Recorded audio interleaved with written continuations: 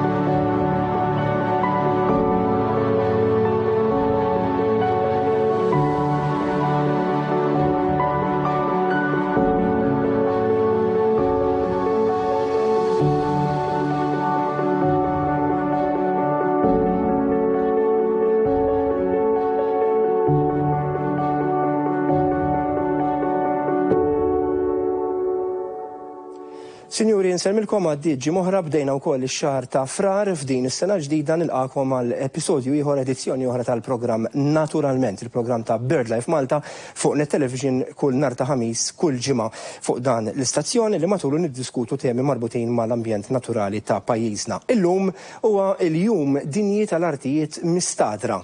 World Wetlands Day. U matul il-programm tal-lum se nkunu appuntu qed nitkellmu dwar dan kif tafu anke għaliex rajtu minn segwa l-programmi li kellna fil-passat ta' naturalment iddiskutejna diversi drabi ir-riservi naturali ta' BirdLife Malta fejn insibu dan it-tip ta' habitat u fit-tieni parti tal-programm se nkunu qed niddiskutu wkoll aspett relatat propju ma' dan b'żewġ mistiedna fl-istudju li ġejjin min-naħa ta' riservi ta' BirdLife Malta. Però fl-ewwel parti llum se nkun qed nitkellem ma' attivista ambjentali ewlenija f'pajjiżna, waħda mill-aktar magħrufa għal dawk li ovvjament ikunu qegħdin josservaw x'qed jiġri fil-qasam tal-ambjent u tan-natura u bi pjaċir nilqa' miegħi fl-istudju lil Camilla Applegrin, jew Kemi Applegrin. I welcome you, se nkun qed nitkellem ovvjament bl-Ingliż għaliex Camilla hija barranija ma titkellimx bil-Malti u f'din in-nofsija li ġejja se nkunu qed niddiskutu propju l-ħidma tagħha u anke inizjattiva ġdida illi għadha kif daħlet għaliha. I was explaining to our viewers that obviously we will be conducting this interview in English because you don't speak Maltese, although I think you understand it a bit now. I welcome you on the program, on this week's episode, and my intention is to, during the next 25 minutes, 30 minutes, discuss a bit with you the work you have been doing as an environmental activist, one of the main environmental activists in the country, work which sometimes also brings you close to BirdLife Malta. As you know, this is a program which is produced by BirdLife Malta to celebrate its 60th anniversary back in 2022. We are now in 2023, and we try to raise awareness, obviously, about the work which is being done in favor of the environment. Right. So, first of all, for those of us who work in the environment or within environmental organizations, we know who Cammy Applegrin is.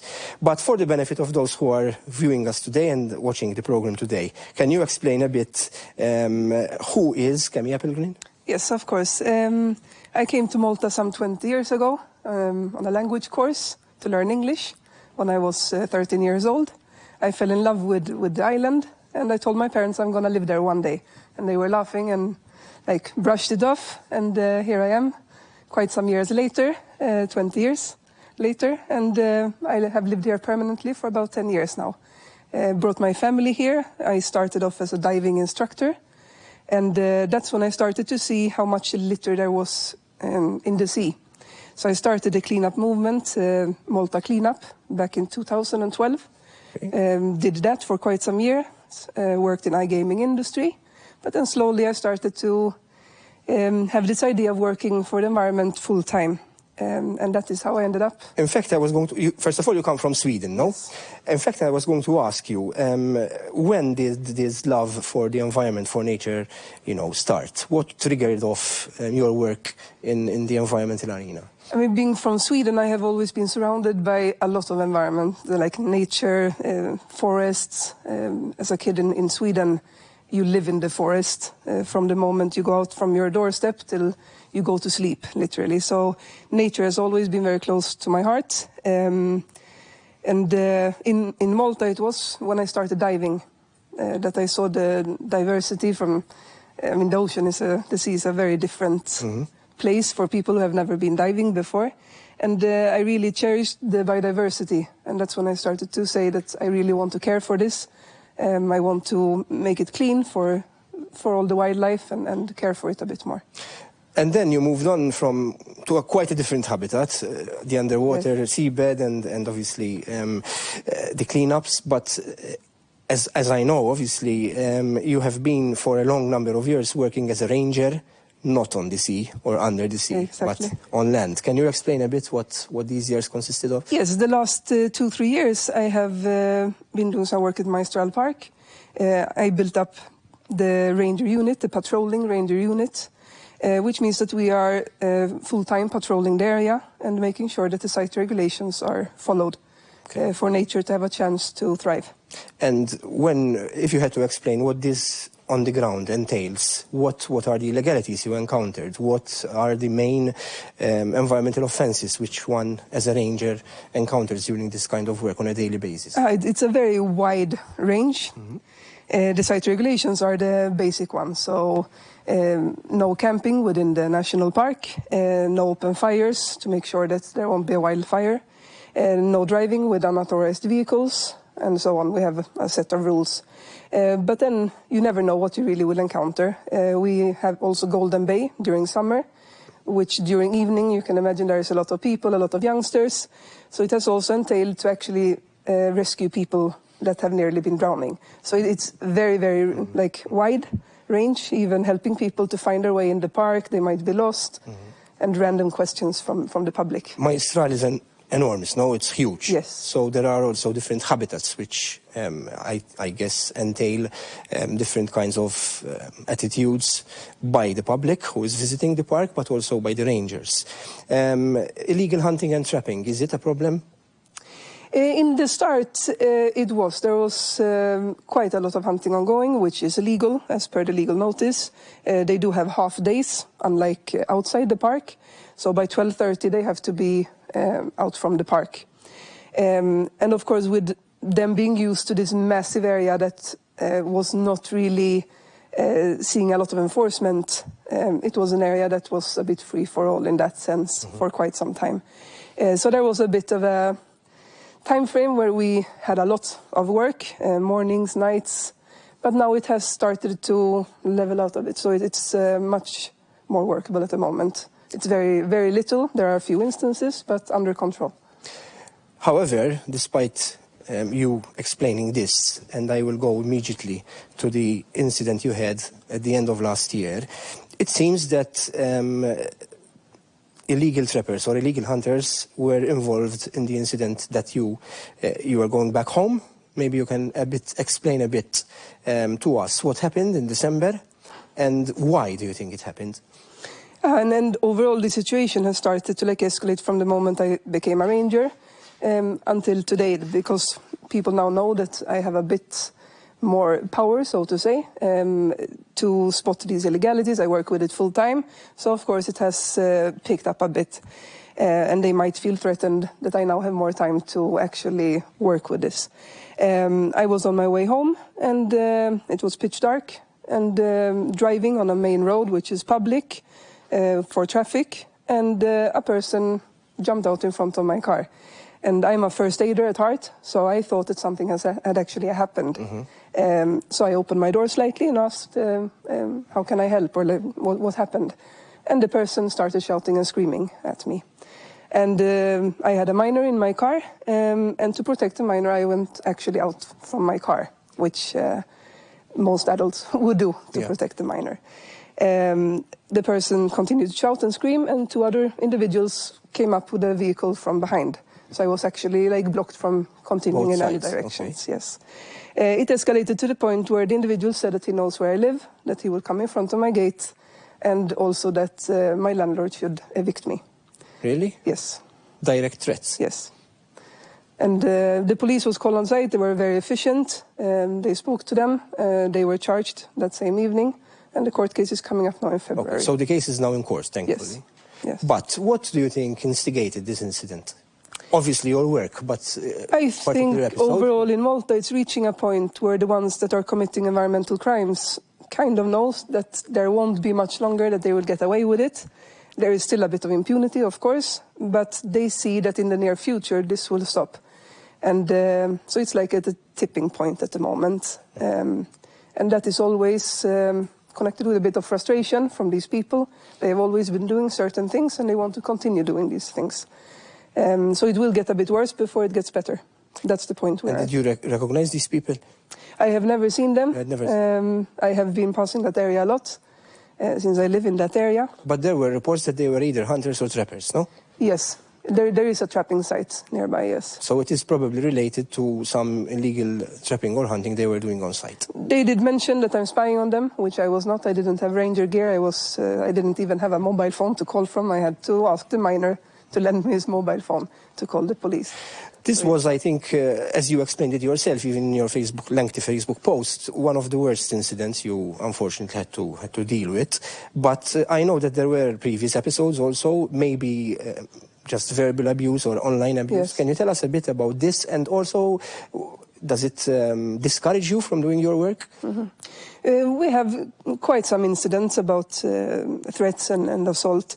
It can be something really simple, like we had a case where a person drove into the park. That one is also in court at the moment. And we kindly asked him to put his vehicle outside the national park. We always warn people first. We rarely have a go at them and bring them to court because we would have hundreds of cases. But in this case, he refused to go out with his car.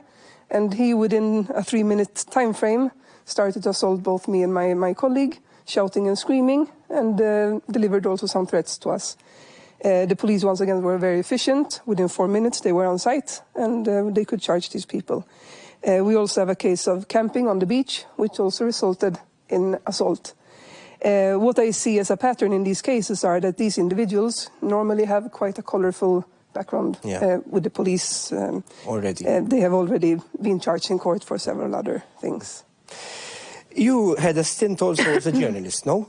Yes, for a short while. If you had to compare the difficulties, obviously I'm speaking in terms of the environmental issues in Malta, the differences and the difficulties between the two things. So you first had a brief stint as a journalist, and then you moved on directly to the enforcement arena on terms of the environment. Do they relate, and do you find any? What are the main differences you see at the way you used to tackle environmental as news and today on the ground? I would say that the investigative part is still there. The investigations, we do a lot of investigations as rangers as well. Someone will tell us that they know that there is an illegality ongoing, they don't want to come forward themselves, and they ask us to investigate. So that is very similar to journalism. It is much more confrontations as a ranger, because I will be facing the offender until police comes on site. So I think that would be the main difference. And do you think that your background as a journalist, because this was before you started doing the ranger work, so getting to know what's happening on the ground and everything as a journalist and investigating, helped you then to take over and become a full-time ranger? Yes, I think I got a bit thicker skin from working within journalism, for sure. It also opened up my eyes to how much is ongoing around us that we have no clue about. So it also made me take some precautions safety-wise, for sure. You are also very active on social media, and I guess that some of these incidents, which unfortunately you have to face on a daily basis, are also related to what is put out there on the social media. As we know today, social media is the way to go, and people follow what's happening over social media, and you can judge and you can see for yourself then the thread and all the comments of approval or disapproval, but in this case mostly of approval, to the work you are doing. What triggered your initiative to go on social media and to be so active on social media? And how do you look at it? Does it change things, or is just writing there and nothing happens? I mean, what triggers me to post on social media is, like you said, it reaches a lot of people. You can't control what people it reaches, so you will get both bad things and good things from it. But the reach is the main thing. Social media is the main platform in today's society. I also do mainly written posts instead of videos, because I want people to be able to read it over and over again and interpret it in a correct way. But you do also a lot of these videos where you go, you show what you are finding. Some of them, yes. What was that there you had?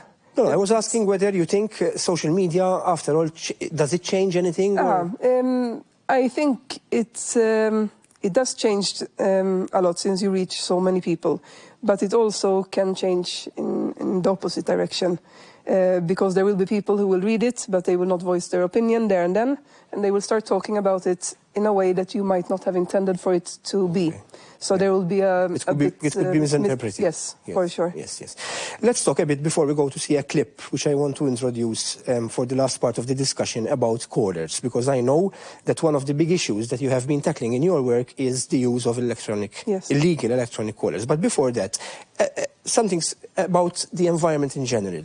Have you seen, since you arrived in Malta, a change in the attitude of the public, in the awareness amongst the public towards the environment, but also in the attitude of the authorities?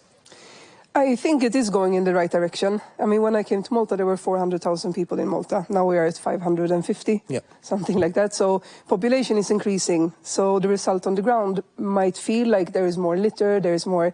But if we see it per capita, I think it is getting better. We are at a stage where a lot of changes are being done. Of course, we can always do more. I think from the authorities' side, it looks very good on the paper, but there are still a lot of tick boxes, where on the ground we see that it's not really reflecting what is written in the law. In terms of enforcement, for instance? Enforcement, the same. It looks really good on the paper. So the laws are there? The laws are there. But enforcement... some of them have loopholes that needs to be closed, for sure, bird callers being one. But I think we have too few officers within authorities. It's a human resource problem. For sure, and it's not spoken about a lot. So on paper it looks like they are enforcing, but there are so many cases they can't deal with because they don't have the human resources. Okay, let's talk about callers. We're going to see a clip, a short clip which BirdLife Malta had produced in Maltese and in English. We're going to show it in Maltese because the audience, obviously most of it is Maltese speaking, to raise awareness about this big problem. And then we'll come back in the last 5 minutes, we'll discuss this and also your upcoming project to set up a new ranger unit. Ħanaraw din il-klip qasira dwar l-użu tal-apparat tal-ajjat elettroniku għall-asafar, apparat artifiċjali li jintuża biex jiġu imsejħa l-asafar biex imbagħad jinqabdu.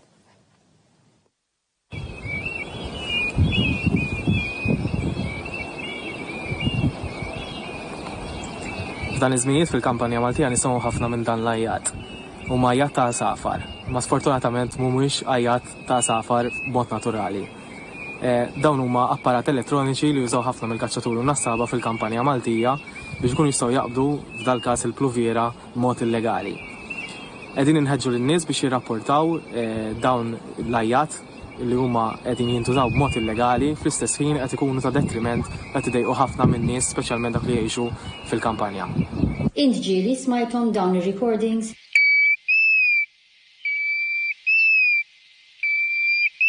Jekk iva, idħol fuq bit.ly/nomorcallers u imla d-dettalji fuq il-formula. Id-dettalji personali tiegħek jinżammu konfidenzjali. So that was a clip about callers. It's on our online media. We had done a small campaign to try to, tackle this big problem, which is a nuisance to people living in the countryside or outside the villages, but near to the countryside. But it's also an illegality to it's cruelty to birds, obviously. And like we did this campaign, I know that you also have it at heart a lot, because you encountered this problem a lot. Can you tell us a bit briefly, because time now is, yes. We have 5 minutes. It is the thing that we get a lot of reports about. It annoys people, as you said.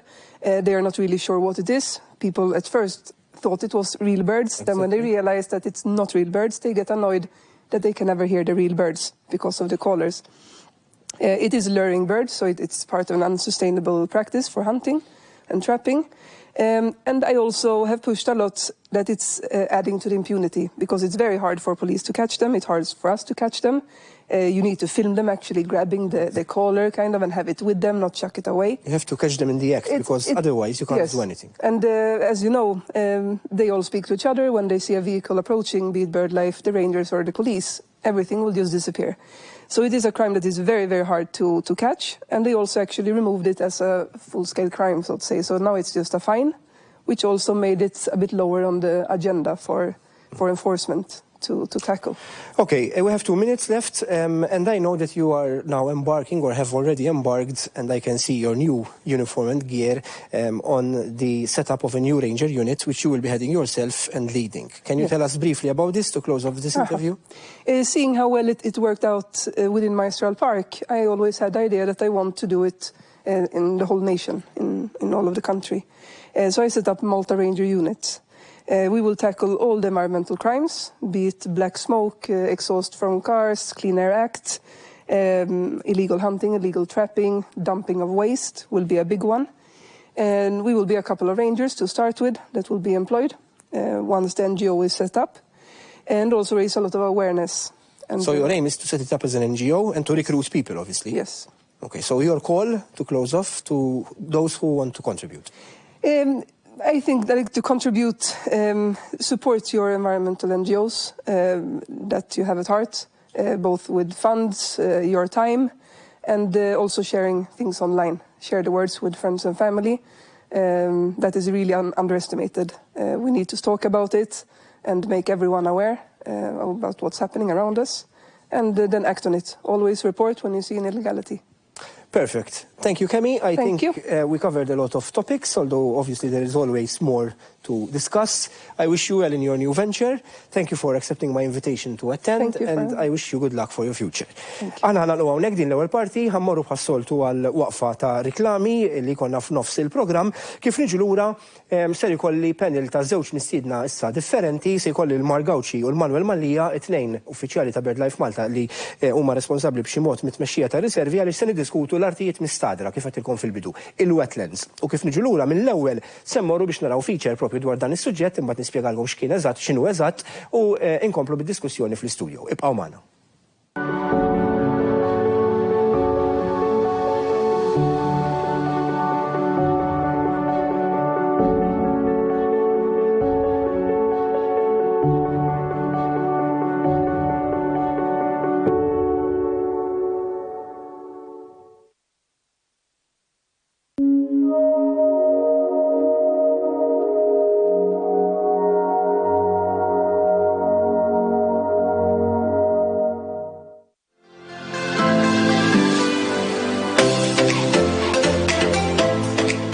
BirdLife Malta ilha għal dawn l-aħħar 60 sena taħdem biex ittejjeb l-ambjent naturali ta' pajjiżna. Programmi edukattivi, immaniġġjar ta' riservi naturali, riabilitazzjoni ta' għasafar feruti, xogħol ta' konservazzjoni. issieħeb magħna llum u għenna nkomplu nħarsu in-natura.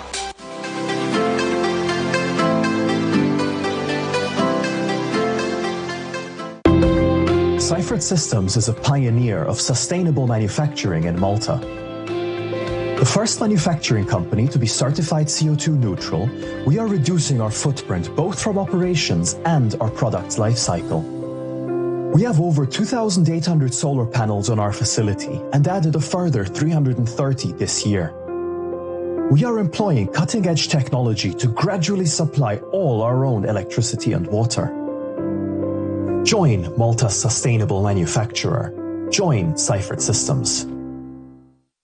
Ekosistemi jeżistu f'bilanċ prekarju li malajr jista' jintilef jekk speċi mhux indiġeni ikunu introdotti aċċidentalment jew intenzjonalment. Żgur smajt bil-bum l-qara aħmar u l-ħsara li għamel, iżda kont taf li anke meta annimali aljeni oħra jiġu introdotti fl-ambjent naturali Malti, dawn ukoll jistgħu jagħmlu ħsara kbira lill-ambjent. Kun responsabbli, tiksirx il-liġi billi tintroduċi annimali aljeni invażivi fl-ekosistema naturali tagħna. Għal aktar informazzjoni, żur is-sit elettroniku era.org.mt. Fil-Park tal-Majstral, din is-sena ġew imħawla il-fuq minn 900 siġra indiġena. Huwa dmiru dover tagħna li nipproteġu l-ambjent. Dan għaliex jaffettwa s-saħħa u l-benesseri tagħna. Importanti li nibżgħu l-ambjent huwa speċi bħal dawn li semmejna sabiex bekk niżguraw li ġenerazzjonijiet futuri jkunu jistgħu jgawdu huma wkoll.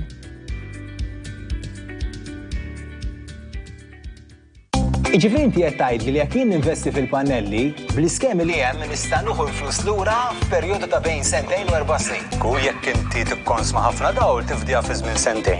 Jekk inti tikkonsma inqas dawl u tkun f'madwar 6,000 unit fis-sena, tifdiha f'4 snin. Iġifieri noħroġ 3,000 euro. Eżatt. Hello. Jidher li għandna telefonata. Jiena nixtieq ninvesti fil-pannelli, però ħsibta li hija ħafna aktar ikkumplikata u rrid noħroġ ħafna flus bil-quddiem. Mhux eżatt, Sinjura, li mill-ġurnata għandna sistema ta' loans illi tgħin tiffinanzja s-sistema fejn tiġi qisha qed tħallas lilha nnifisha. Daqshekk sempliċi. Daqshekk sempliċi kif. Your solution to save energy. Stop. Take a moment and think about what matters most to you. Your family, your home, your business. We all deserve to feel safe, and for over 30 years, that's been at the heart of what we do. And it guides everything we do for our customers. When it comes to protecting what matters, never compromise on quality. Alberta. Neurohelix, l-għażla naturali għas-saħħa kompleta tan-nervituri tiegħek. ċempel issa lill-Binni TV Shop fuq 21 382 400.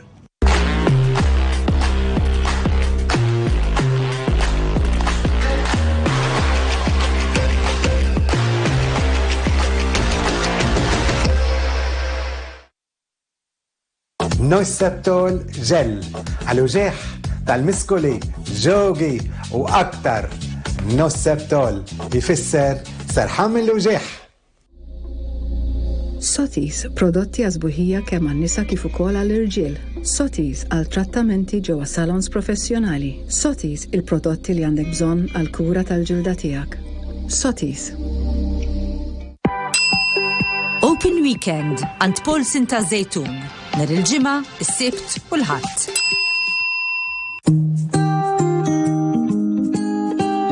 When you buy a Royalty mattress, you're buying not just a bed, but your unique sleeping experience. Manufactured locally using the best materials and finished to your individual specifications. Royalty mattresses offer the highest level of comfort at the best prices. Because Royalty bedding is an experience in rest and relaxation designed especially for you. And will be delivered free to your doorstep.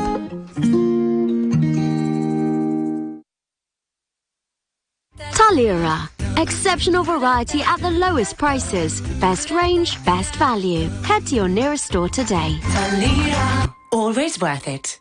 Helix Original Complex. L-għażla naturali għas-saħħa kompluta tal-ġogi tiegħek. Xembil issa 21 382 400.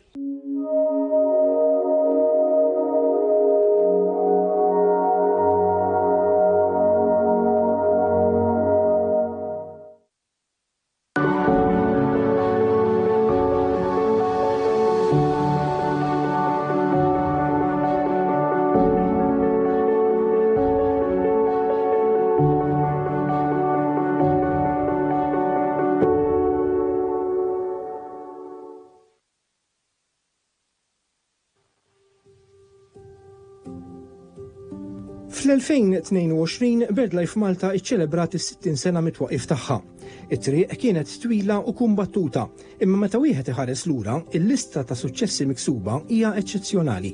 F'dak li għandu x'jaqsam mal-art u l-maniġjar tal-habitat, xejn ma jipparaguna mal-ħolqien ta' riservi naturali tal-Adira u s-Simar. Illum it-tnejn li huma siti Natura 2000 u klassifikati wkoll bħala siti Ramsar fost l-oħrajn. Daw il-postijiet jilqgħu diversi speċi ta' flora u fauna li huma uniċi, ewlieni fosthom il-bużaq li nsibuh f'numri kbar fl-irqajja tal-ilma f'dawn iż-żewġ siti.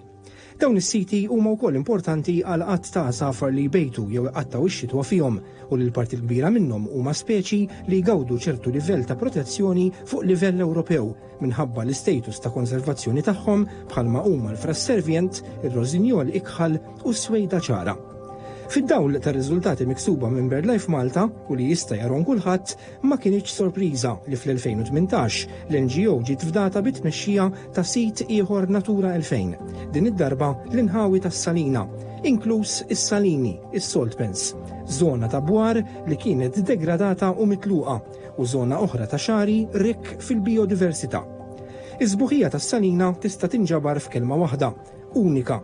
Sit fejn l-istorja, il-kultura u n-natura jitħaltu flimkien biex jiffurmaw attrazzjoni unika. Mibnija mill-Kavallieri ta' Malta fis-seklu 16, dawn ħadu post is-Saline Vecchie li kien hemm fil-Bajja tal-Adira fejn illum hemm ir-Riserva Naturali tal-Adira. Dawn is-Saline Nuove huma kapolavur tal-inġinerija fejn l-ilma jiċċirkola esklusivament bis-saħħa tal-gravità u fl-aqwa tagħhom kienu jipproduċu sa 700 tunnellata ta' melħ f'kull staġun.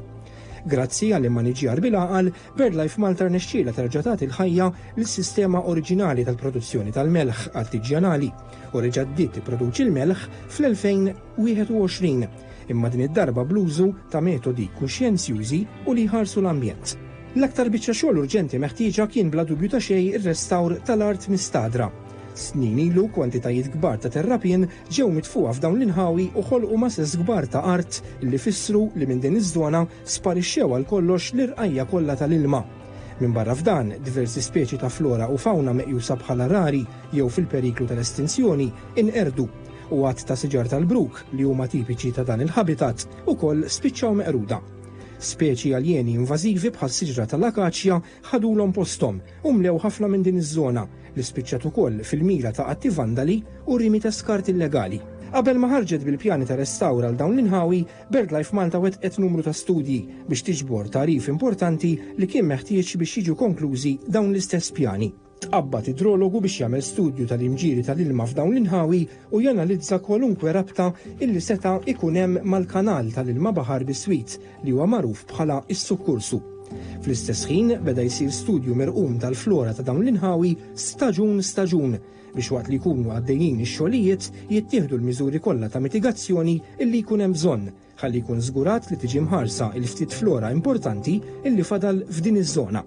B'dan it-tarif importanti kollu fidejna kien imiss l-aktar parti eċitanti, meta bl-għajnuna ta' perit tajna bidu għal pjani biex jiġu restawrati l-irqajja tal-ilma. Wara għad kbir tal-laqat u żjarat fuq il-post, ġie finalizzat il-pjan li permezz tiegħu kienet se tinħoloq roqa ilma kbira bejn wieħed u ieħor 2000 metru kwadru. Dawn il-pjani tresqu quddiem l-awtorità lokali tal-ippjanar u wara reazzjonijiet pożittivi li kien hemm f'Ġunju 2022 ingħatat l-approvazzjoni biex ix-xogħlijiet ikunu jistgħu jibdew. L-ostaklu li kien imiss kien kif se jiġi finanzjat il-proġett kollu.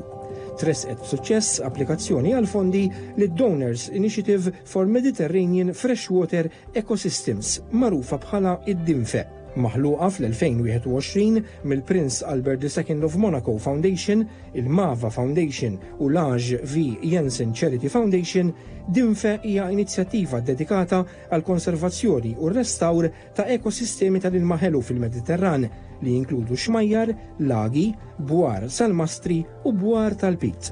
Il-fondazzjoni kopriet ħafna mill-ispejjeż li kienu previsti skont il-baġit tal-proġett u li kienu jammontaw għal madwar 300,000 euro. La darba l-permessi ambjentali u tal-ippjanar neċessarji inħarġu u l-kontratturi li kienu se jagħmlu x-xogħol ġew magħżula, ix-xogħol beda mill-ewwel. L-ewwel xogħlijiet kienu jinvolvu li ż-żona tiġi mdawra b'ċint tas-sigurtà. Fil-waqt li estetikament mhuwiex sabiħ, il-bini taċ-ċint huwa kruċjali għal numru ta' raġunijiet.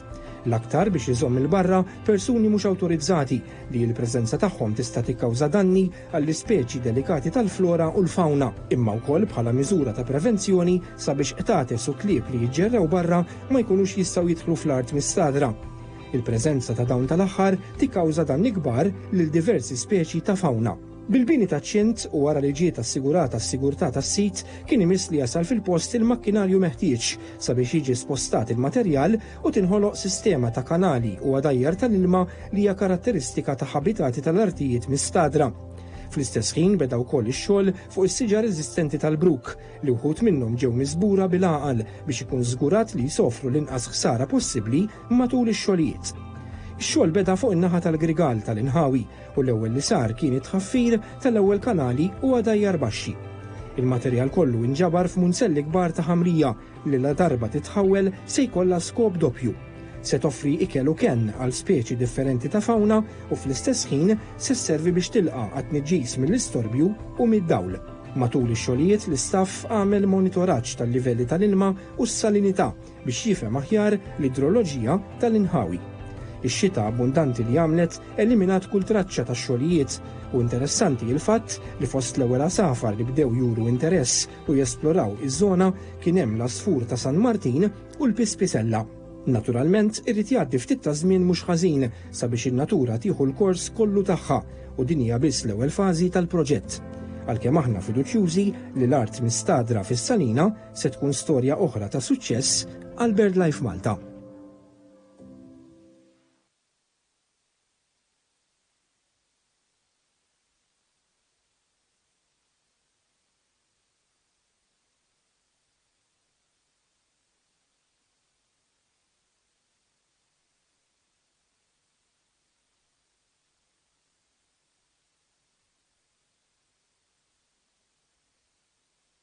Lura għattini parti tal-programm naturalment ta' din il-ġimgħa u kif għattilkom fil-bidu u kif stajtu taraw ukoll minn dak il-feature eżatt wara l-waqfa tar-riklami se niddiskutu issa tema kompletament differenti, ovvjament marbuta mal-ambjent naturali, l-artijiet mistadra, il-wetlands bl-Ingliż. U biex niddiskutu dan is-suġġett, miegħi fl-istudju se nilqa' żewġ persuni li diġà attendew u ħadu sem fil-programm naturalment aktar kmini fuq topics differenti, għalkemm relatati, Manuel Mallija u Mark Gawci. Mark huwa il-kap tal-Land Management ta' BirdLife Malta, responsabbli mir-riservi naturali u t-tmexxija tagħhom, u Manuel jimmaniġġja riserva partikolari, ir-riserva tas-Salina.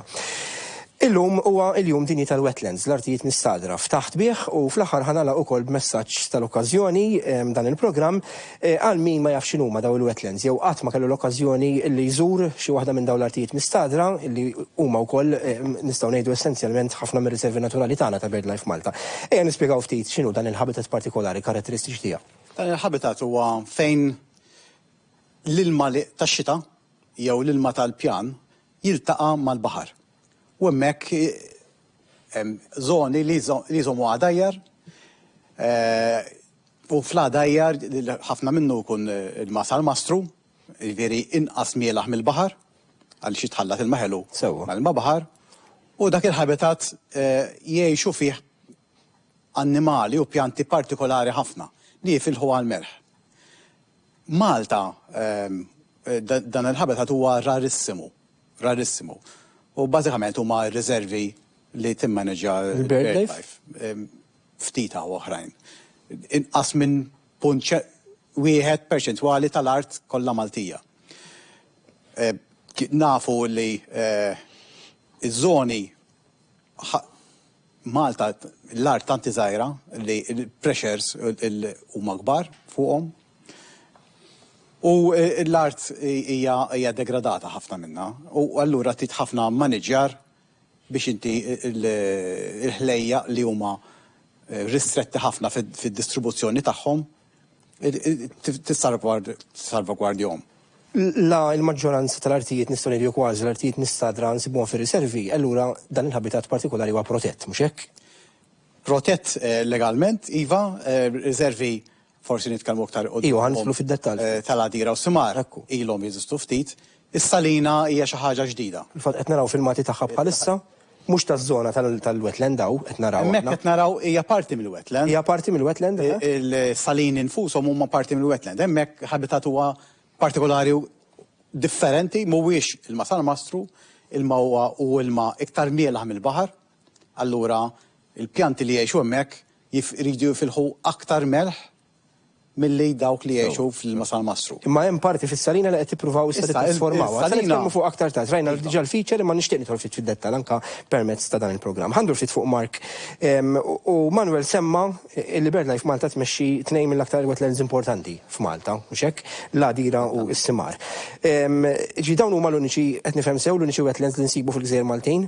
Hemm wetlands oħrajn. Ejja ngħidu li huma l-ikbar. Għax hemm il-magħluq ta' Marsa Skal, ta' Marsa Xlok, jeżistu wetlands oħra ma dawn huma l-ikbar. Huma tnejn man-made, ġew restawrati mill-bniedem, ġew restawrati fuq mudell li bażikament grazzi għal dan il-mudell dawn il-wetlands iżommu l-ilma s-sena kollha. Hawnhekk fl-istudju għandek dar ritratt bellezza tal-Għadira. L-Għadira qabel ma saret riserva naturali x'kien jiġri. Fix-xitwa kienet tagħmel ix-xita, bażikament kienet tinżamm Għadira ilma, ġieli kienet tagħmel xi grigalata li kienet iddaħħal l-ilma baħar minn fuq il-bajja, dak iż-żmien ma kienx hemm triq, kien hemm trejqa bażikament u l-ilma baħar jispiċċa jinqabad ġewwa wkoll, imma fis-sajf kienet tinxef infatti fis-sajf ħafna drabi kien jispiċċa parkeġġ il-post. Il-BirdLife meta għamlet dak iż-żmien l-MOS meta għamlet il-proġett kienet ħasbet biex niżlet naqra l-livell, neħħiet il-livell tal-ħamrija biex l-ilma jinżamm is-sena kollha u kif qal tajjeb il-kollega tiegħi Manuel hemmhekk l-ilma jiġi sal-Mastru. Ġifieri bħalissa frar wara x-xita li kellna fix-xitwa l-imluħa tonqos għax ikun hemm l-ilma xita, fis-sajf il-post isir iktar mielaħ mill-ilma baħar. Imma inkredibilment xorta iżżomm ħafna ħajja. L-istess storja tas-Simar. Tas-Simar, il-riserva tas-Simar li qiegħda fil-bokka tal-witt tal-Kwales bażikament. Dan hija n-natura tgħidlek li fil-bokka tal-witt fejn tmiss mal-baħar normalment jinżammu dawla dajjar. Il-Simar kienet degradata l-aħħar, kien hemm skart illegali, rimi fih, ġifieri meta tħaffret inżammet ġiet ġojjel bħalma huwa l-Għadira. U s-salina saret naraw filmati ta' meta għaliex din hija l-aħħar riserva li ħadet f'idejha BirdLife Malta, allura ħejjejtu ukoll dawn il-filmati ta' meta ġie filmat il-ftehim. Is-salina kelma qasira qabel immorru għall-feature u mbagħad nidħlu fid-dettall, proġett li bdejna bih din il-parti ta' diskussjoni illi permezz tiegħu qed tippruvaw toħolqu issa proper wetland area u x'hekk fis-salina. Is-salina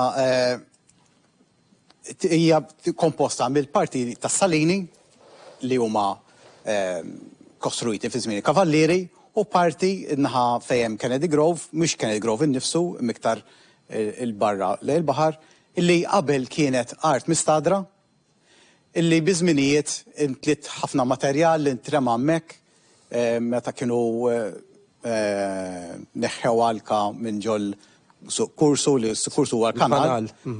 U l-art mistadra ġiet kompletament nieċfa. U allura il-pjanti u ħlejja li kienu jgħixu hemmhekk dawn sparixxew. Il-management plan, il-pjana l-manager ta' zona Natura 2000 li kien sar fuq is-salina kien jgħid li din iż-żona għandha tiġi restawrata billi jitneħħa dal-materjal kollu u jinħolqu għadajjar u kanali ta' ilma sal-Mastru. Allura nippruvaw nerġgħu noħolqu l-habitat biex dawn il-pjanti u ħlejja jerġgħu jiġu. Nisperaw li daw ma ġewx estinti għaliex huma rarissimi ħafna minnhom. Fil-fatt issa nidħlu ftit fid-dettall, semmejna l-artijiet mistadra u x'inhuma. Għaliex huma importanti bħala habitat, ġifieri li ma safar, għaliex ċertu safar jippreferu dak il-habitat u mhux habitat ieħor, pjanti wkoll għax mhux safar biss. Imma qabel ħanaraw dan il-feature u għandna waqfa qasira r-riklami wkoll, imma qabel ir-riklami ħanaraw feature propju dwar dak li għadna kif semmejna f'din l-aħħar biċċa li tkellem fuqha Manuel fuq is-salina speċifikament għaliex is-salina kif spjegaw iż-żewġ kelliema diġà qed tinħoloq din il-parti apposta ta' wetland, però hemm habitati differenti illi jiffurmaw din ir-riserva naturali illi ilha biss għal din dawn il-ftit l-aħħar snin fidej it-tmexxija ta' BirdLife Malta. Ħanaraw dan il-feature riklami u niġu lura fl-istudio biex niddiskutu iktar.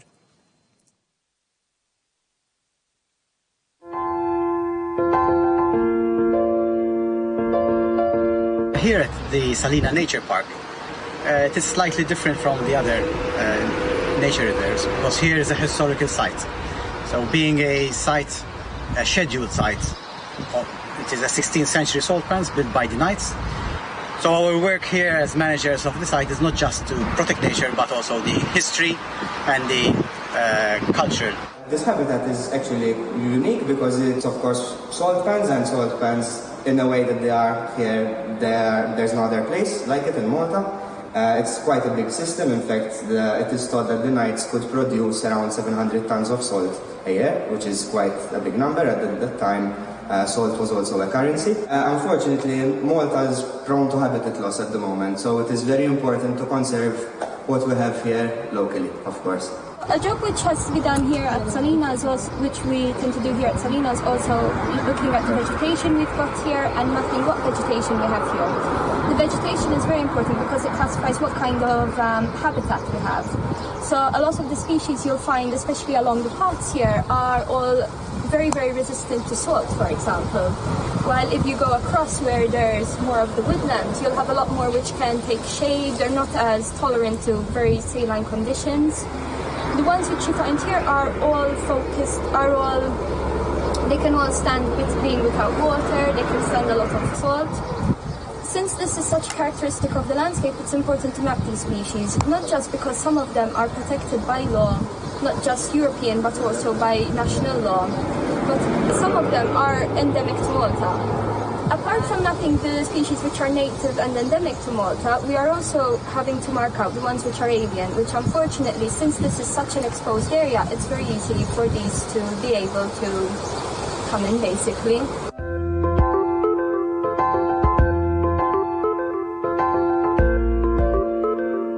We're doing maintenance on the valves and the salt pans at the moment. This is important because, of course, water is let in the salt pans by gravity. There are no pumps, so this is important to be able to control levels within the salt pans.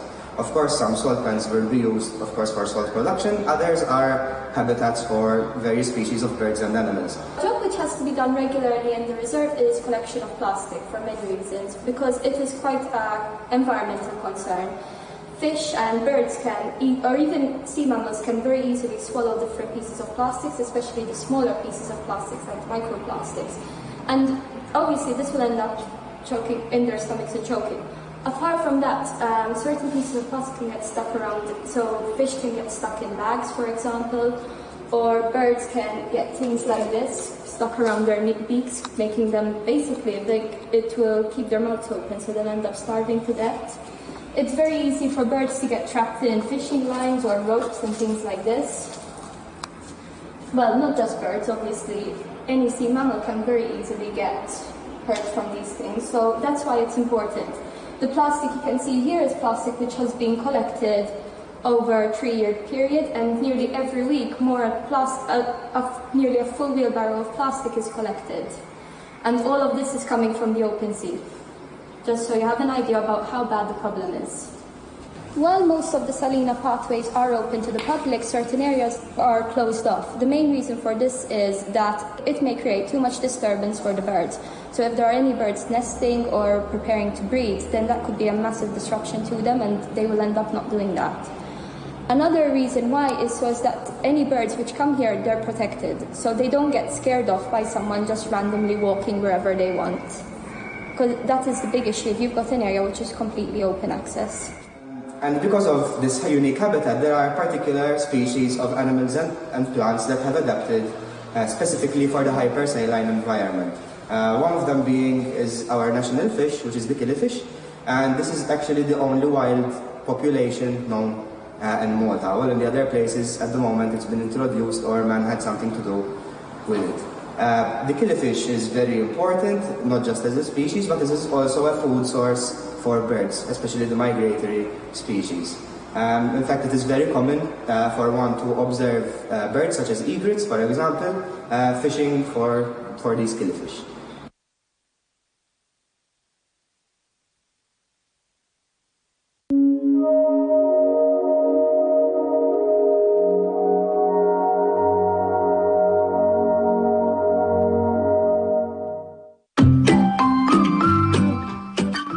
Tirrilassa f'ambjent tranquill il-bot mill-ġen u l-istorbi tal-ħajja ta' kuljum, żur waħda mir-riservi naturali ta' BirdLife Malta u gawdi l-kampanja u l-ħabitati differenti tal-Gżejjer Maltin. F'dawn is-siti uniċi tista' titgħallem aktar dwar l-ekosistema, l-ispeċi lokali tal-flora u l-fawna u fuq kollox tqatta' ftit ħin għall-natura. Ir-Riserva Naturali tal-Għadira fil-Mellieħa toffri spazji miftuħa u medda ta' bur tal-Mastru. Is-Simar bis-Swit il-Bajja tax-Xemxija toffri żona bis-siġar tal-Bruk bil-qasab li joffri kenn għal diversi għasafar. Ir-Riserva tas-Salina fil-limit tal-Qawra iżżewwaq l-istorja mal-ambjent naturali. Il-Foresta 2000 taħt it-Torri l-Aħmar toffri mixjiet mill-isbaħ f'bosk li jestendi kważi minn kosta sa kosta b'veduti pittoreski.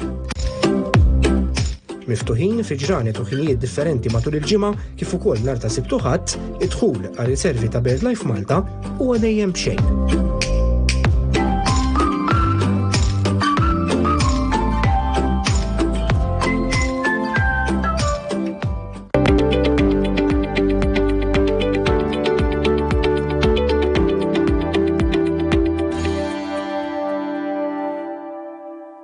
Palaces, forts and auberges. Walk into an exclusive world of spectacular locations. Make history with your wedding and let us make your dreams come true. Nervo Helix, l-għażla naturali għas-saħħa kompluta tan-nervituri tiegħek. ċempelissa lil Binni TV Shop fuq 21 382 400. Visit the Malta National Aquarium to experience our unique fish displays and the reptiles and amphibian zone. Free entrance to the aquarium will be given to all children when dining at La Nave Bistro.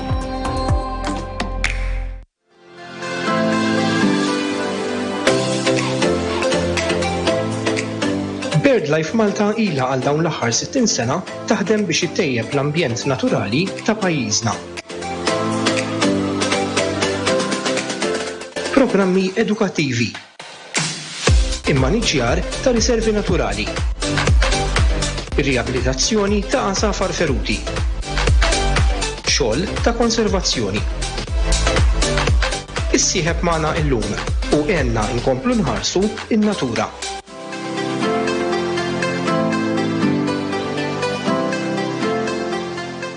Nossetol ġell, għal-uġeħ tal-miskuli, ġogi u aktar. Nossetol jifisser serħam il-uġeħ. Seifert Systems is investing in Malta like never before. From a new state-of-the-art sheet metal processing facility to energy-efficient and ergonomic machinery, Seifert Systems is setting new standards in capability, safety, quality, and speed.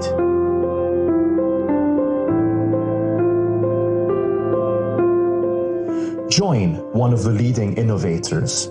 Join Seifert Systems.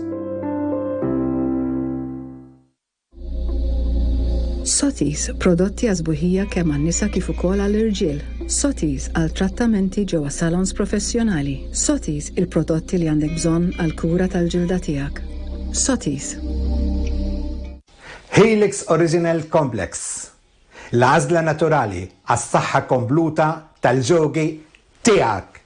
Xem bil-issa 21 382 400.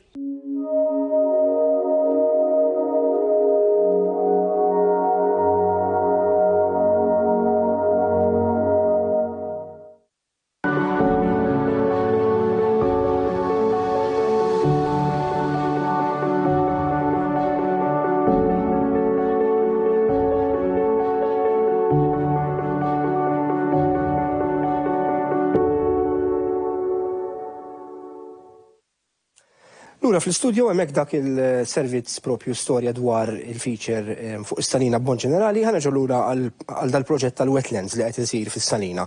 U anke l-importanza qabel semmejna kif qed isir dan il-proġett u xtaqt nistaqsi issa wara li sar jekk tlesta u x'hekk tlesta da kważi u x'daqshekk isir xogħol ieħor wara jew tieqaf hemm l-affari imma anke l-importanza tagħhom daw il-habitats u biex għamiltu dal-proġett naf illi irnexxielkom tidħlu fi sħubija ma' diversi organizzazzjonijiet oħrajn illi jgħinu f'dan it-tip ta' xogħol x'hekk.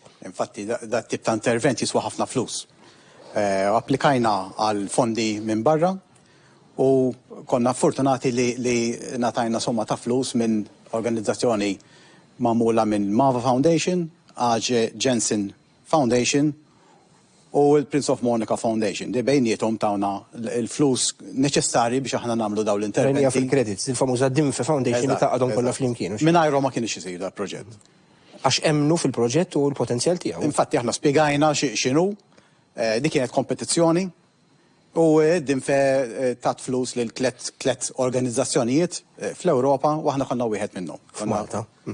Dan il-habitat issa ġi maħluq nistgħu ngħidu kien hemm trasformazzjoni tas-sit u l-iskop u illi attira ċertu speċi. X'inhu l-iskop tiegħu għaliex huwa importanti? Huwa importanti għax kif għedna qabel huwa habitat uniku.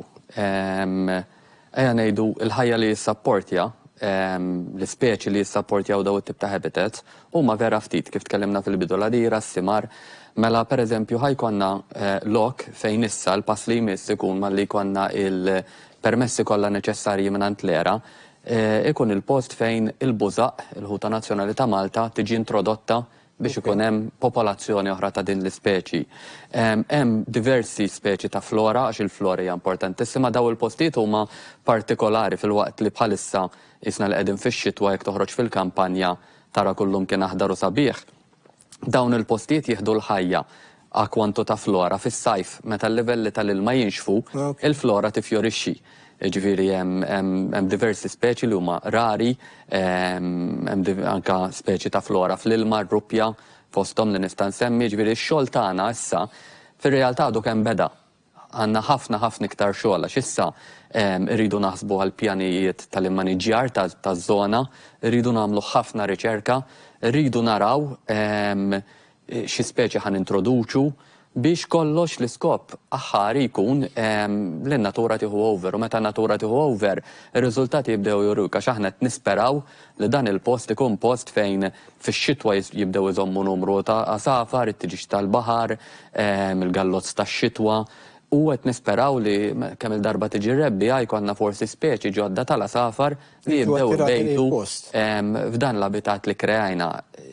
U xejn ġdid, għax dan huwa dak li ġara fir-riservi l-oħra, mela fl-Għadira pereżempju huwa l-unika post f'Malta fejn il-monakella u il-frasservjent ibejtu.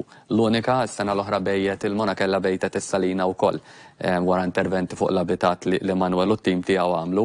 Jiġifieri ir-riżultat mbagħad in-natura tgħidlek l-post sejjer tajjeb għax nibdew naraw dawn ir-riżultati u aħna nħarsu bil-ħeġġa bil-qoddim biex inkunu nistgħu naqsmu daw ir-riżultati mal-pubbliku.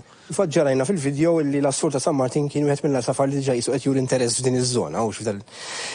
Manuel, il-post huwa ovvjament ma tistax tagħmel mod ieħor huwa mdawwar b'ċint mhux hekk.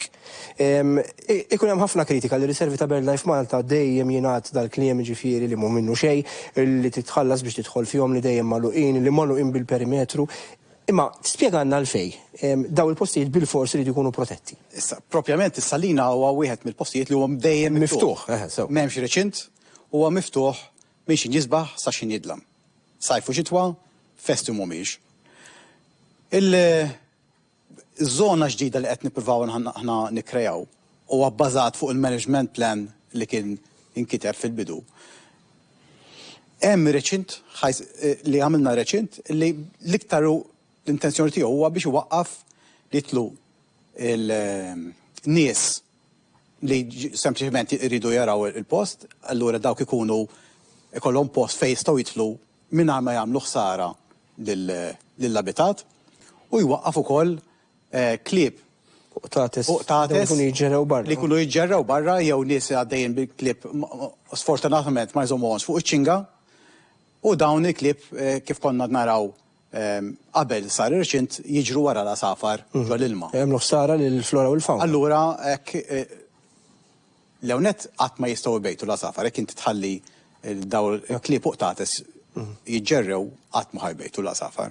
Għaliex l-asafar jibejtu fil-ħaxix baxx u qrib l-ilma. Allura bil-dal-azzjoni qed nippruvaw innaqsu il-disturbance li jinħoloq sew minn nies u sew minn daw l-annimali li jkunu jġerrew barra. U n-nies li jitlu fir-riserva eventwalment ikunu jistgħu jaraw il-post imma jgħaddu kif jgħaddu fir-riservi l-oħrajn minn modija apposta bil-ħinijiet. Ikun hemm ħinijiet fejn ikun miftuħ, kejn, għal kulħadd.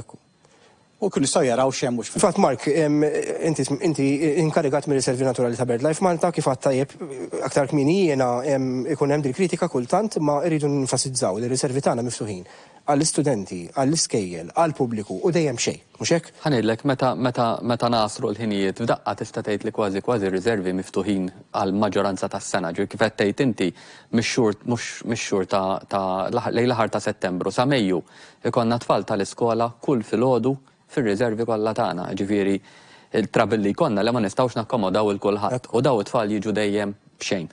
Malli jitilqu tfal 3 darbit fil-ġimgħa wara nofsinhar niftħu minn xi satej ta' wara nofsinhar sa xi jidlam, ġifier rebbi għandumu iktar għax jidlam iktar tard, egejn idħul huwa dejjem b'xejn. U fil-weekend. U fil-weekend issib kulħadd il-ġurnata kollha, ġifieri hija huwa post speċjalment issa forsi għad-difrar ġejja rebbija li nħeġġu n-nies biex iżuru għax fir-rebbija jkun hawn il-migrazzjoni tal-asafar u l-postijiet jintlew bil-ħajja kollha kemm huma s-simar, is-salina, l-adira.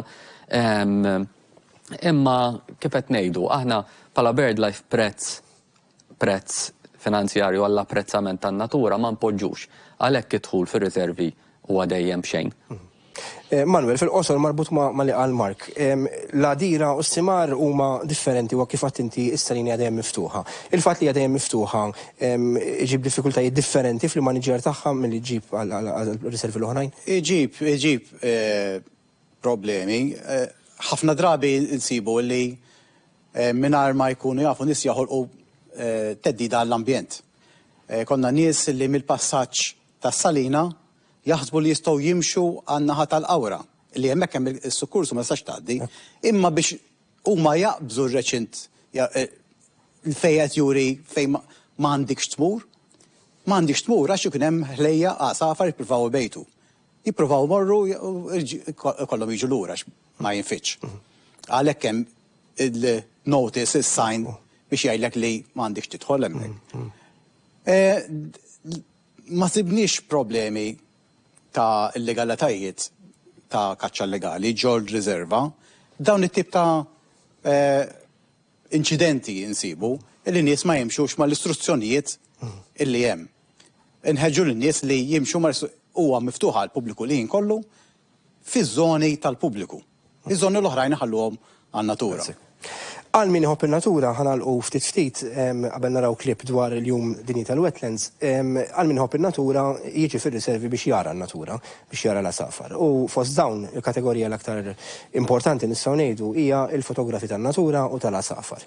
Fis-salina, fl-adira u fis-simar hemm il-photographic hides, għadna kif rajna fil-filmat tas-salina photographic hides, naf li fl-adira u s-simar sar xogħol fuq hides ġodda. Anka proġetti bħal daw li qed jinħolqu minn żmien għal żmien. Il-ġimgħa dieħla se nitkellmu dwar proġett ta' riċerka li qed isir fir-riservi pereżempju, imma dan pereżempju tal-wetland ġdida fis-salina huma wkoll opportunità u x'hekk tad-deb għal dawn in-nies. Iva, ħanejdlek aħna qed nitkellmu l-iżventura tas-sitwazzjoni tagħna f'Malti hija li kollox f'ħafna ċokon. Allura rridu nibbilanċjaw elementi ta' riċerka, elementi ta' edukazzjoni, elementi ta' maniġjar tal-abitat, tgawdija tal-postijiet mill-fotografi, mill-pubbliku għalfejn qed ngħid hekk għax jekk ġejja familja di kull ma trid tagħmel tpoġġi fil-kamra forsi tittawa la 5 minuti, 10 minuti tara l-asafar li jemmu tibqa' mixja. Imma jekk ġej fotografu ġewwa riserva naturali dajrit jagħmel satejn tlieta bil-qiegħed hemmhekk. Għalhekk il-management dejjem qed jaħseb biex nipprovaw kif tajjeb inti krejajna daw il-ħajds żgħar tal-injam fejn fotografu jista' forsi jkollu l-opportunità li joqgħod għall-kwiet hemmhekk. Hija diffiċli ħafna għax kif qed ngħid is-siti huma żgħar u rridu nibbilanċjaw li jitgawdew ma' kulħadd. Imma jiena naħseb li qed nagħmlu biċċa xogħol mill-feedback li nieħdu u in-natura torina on the one hand għax in-natura torik bir-riżultati. U n-nies kull min jiġi jidher li apprezza x-xogħol li qed isir minn BirdLife Malta fir-riservi tagħna.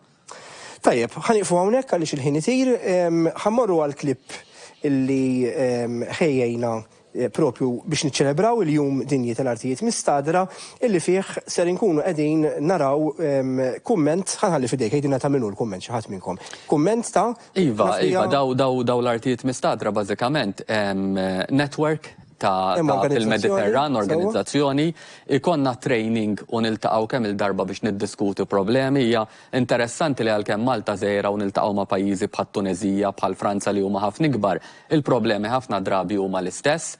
U milux kellna l-opportunità li nagħmlu workshop fejn iddeskrivejna l-proġetti tagħna u kollox nieħdu ħafna għajnuna ta' training, exchange u propju il-sinjorina li qed tagħti il-kumment hija timmanagja dan it-tim tal-Mediterran. U l-network jismu Medwet. U ħanaraw kumment tagħhom li jitkellmu propju dwar din il-ħidma ta' kollaborazzjoni ma' BirdLife Malta. Manuel Mark, nirringrazzjakom tal-li kontu magħna fl-istudio, ħanna nagħlqu b'dan il-klipp.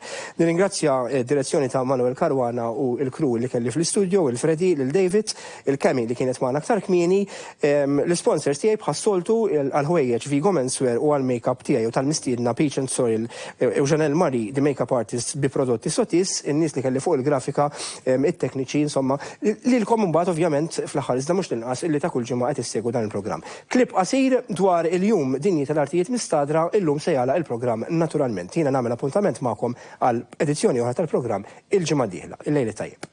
BirdLife Malta is a member of the Medwet Managers Network. He's actually an active member, so they were participating in all the webinars that we organized and also in some physical meetings. Last month we had a meeting in Jordan and we had a chance to learn more about the activities of BirdLife Malta and its three important wetland sites such as Al-Simar, Al-Ghadira and Al-Salina, and we learned a lot about the efforts in wetland restoration that were done in the region.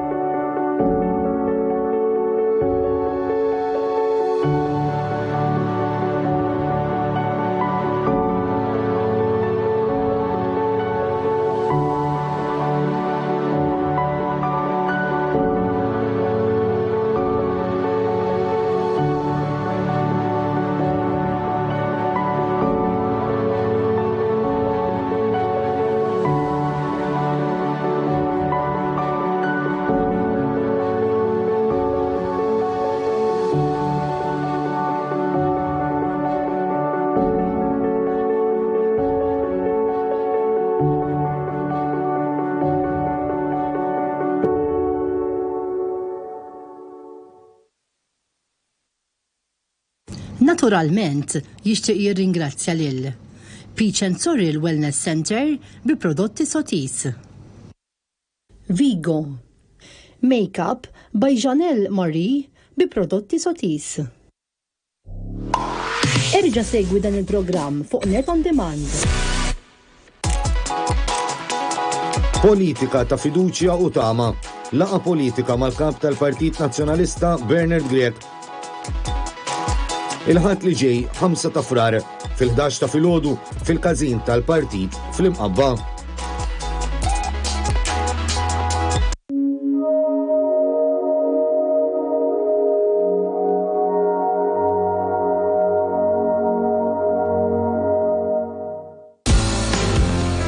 Sicily, your home away from home. Enjoy Sicily with this winter with Virtu Ferries. Fly over the seas with Virtu Ferries.